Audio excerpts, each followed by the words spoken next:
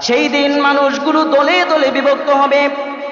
যারা জিনা করেছে তারা জিনাকারীদের দলের মধ্যে অন্তর্ভুক্ত হবে, যারা নাকি জুলুম করেছে তারা জুলুমকারীদের অন্তর্ভুক্ত হবে, যারা মিথ্যা কথা বলেছে তারা মিথ্যাবাদীদের অন্তর্ভুক্ত হয়ে যাবে, যারা নাকি অন্যায়ভাবে একজন মানুষকে হত্যা করেছে তারা অন্যায়ভাবে হত্যাকারীদের অন্তর্ভুক্ত হয়ে যাবে। মানুষগুলো দলে দলে বিভক্ত হয়ে যাবে। সেই দিন খুব কঠিন ভয়াবহ অবস্থা হয়ে দাঁড়াবে।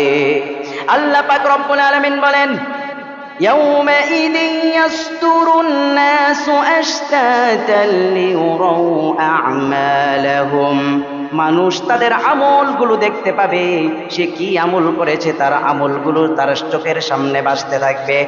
فَمَن يَعْمَلْ مِثْقَالَ ذَرَّةٍ خَيْرًا يَرَهُ।